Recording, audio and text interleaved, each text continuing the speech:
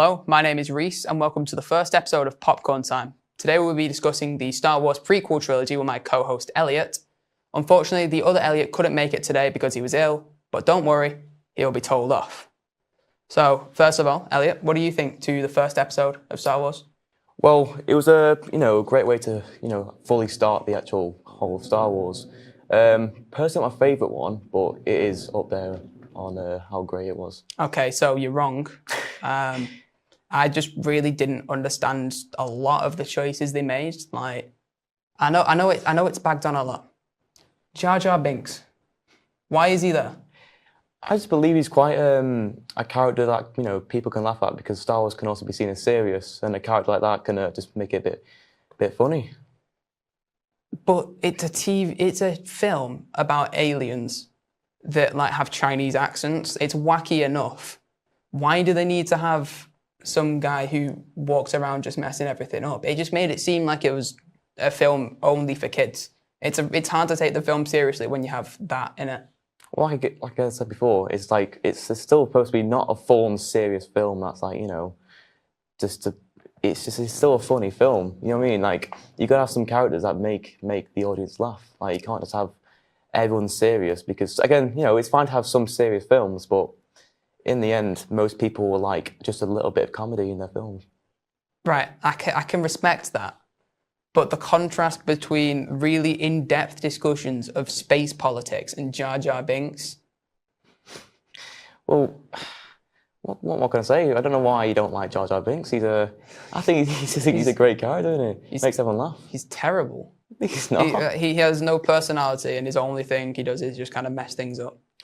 Well, he's known throughout any kind of Star Wars fan that he's quite a good character. Everyone loves him. But what was the Darth Jar Jar Binks thing? You ever seen that?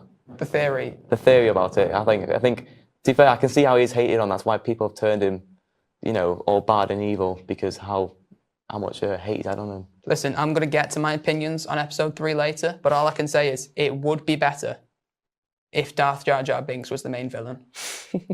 That would have saved the trilogy.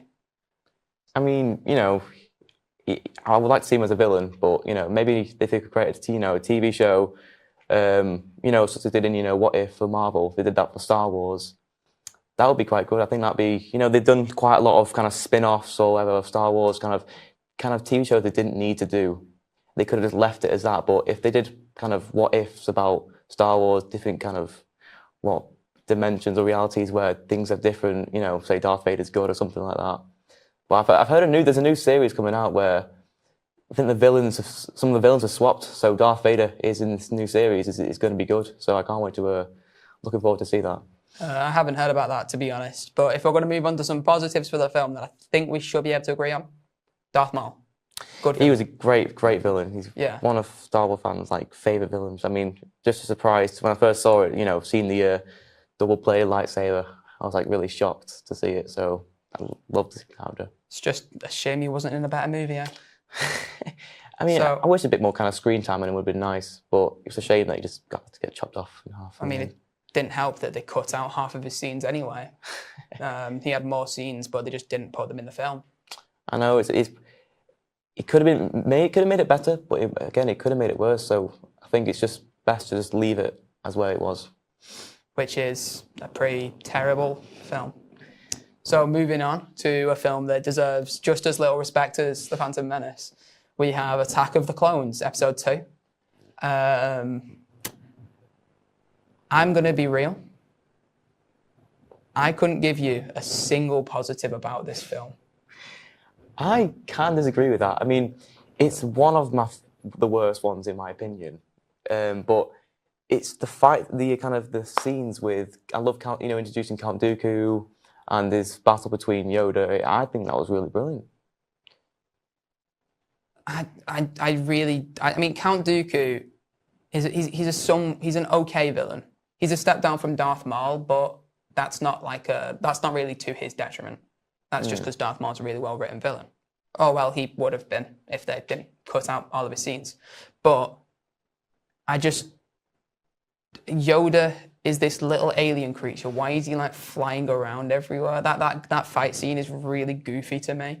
I mean, it's the only scene of the film that I think is somewhat memorable. I'll be real. I mean, I do agree about him just jumping on a ship and then jumping off. I found that a bit weird, but that's just Yoda's character. But have you seen how Count Dooku, like, you know, with the Sith, their eyes turn yellow, you know, for like, they're full out for anger and stuff. Count Dooku's the only character that doesn't have that because he can, like, control.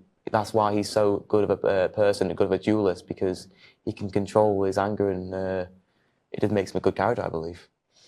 He's an interesting character. I'll say that much. And yeah, I don't know. I just don't find much about this film memorable, and it needs to be brought attention to. Anakin and Padme have the least interesting romance I have ever seen in a film. I don't like sand. It's rough and coarse, and it gets everywhere. Like, what is George Lucas thinking writing this dialogue? Yeah, it was a bit random, you know. I think if we got a bit more detail with them, not just some random stuff irrelevant stuff we didn't need to know about. But I think the main thing I feel like is the kind of hairstyle is quite questionable. I don't really get behind Obi-Wan Kenobi's mullet. I don't think it looked great. Yeah, that's definitely agreeable. I think we saw a bit more Count Dooku. I would have enjoyed that a lot more. But... yeah, it does.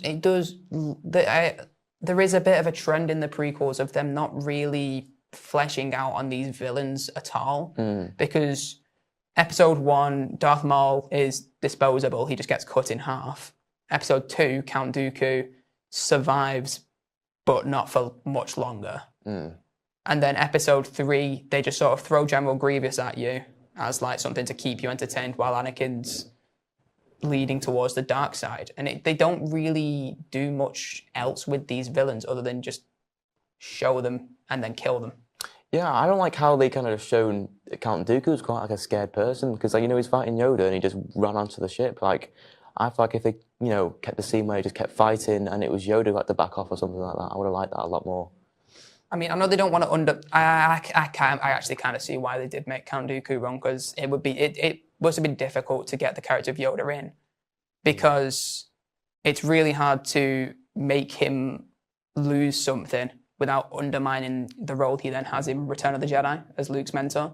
Yeah. But either way, overall questionable film. Yeah, I won't rate it one of the best. It's definitely one of the worst. Definitely. So moving on. Episode 3. Probably my favourite. Probably my favourite movie of like all time. Forget Star Wars. Is I don't like how everyone loves it. I don't know why. I've got a weird feeling about. I would just love it. Just me, who would, you know, instead of the whole Star Wars fan community loving the film. But then again, I can see why, because it's such a great film. It's okay.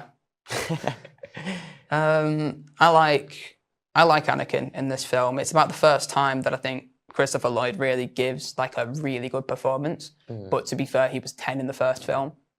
I think that they did the character well. Yeah. Even through some really terrible, horrible, no good dialogue. Yeah. They do the character well eventually, and I think that the ending fight scene with Obi-Wan and Anakin, very well done. Oh, absolutely. Yeah. I mean, I think it's quite creative how they've constructed the whole kind of scene of them, and then at the same time you've got Darth Sidious and Yoda fighting. I mean, there's a lot happening, and you know, the whole film, it's just a lot. I believe there's quite a bit of action. You know, you go straight into the very first scene is them flying spaceships, and I don't know, it's like a lot of points where it's just quite relaxing, it's peaceful, it's just ongoing, non-stop. And some people, you know, people don't like that, but I just love when it's just a film that keeps going with action. Like, there's nothing much for me to complain about there. I think it did a pretty good job balancing out character. Well, I think it did a good job with the pacing, definitely. It managed to pack a lot of action in there with a lot of character development. There's the scene where Yoda's talking to Anakin about Anakin's thoughts of slowly moving to the dark side. And I think that's one of the best scenes in the franchise. But other than that, I can't really explain what it is about this film that doesn't make me think, oh, this is really good. Something about it just doesn't click. It just doesn't, it's good, but at the same time, it's still like, okay.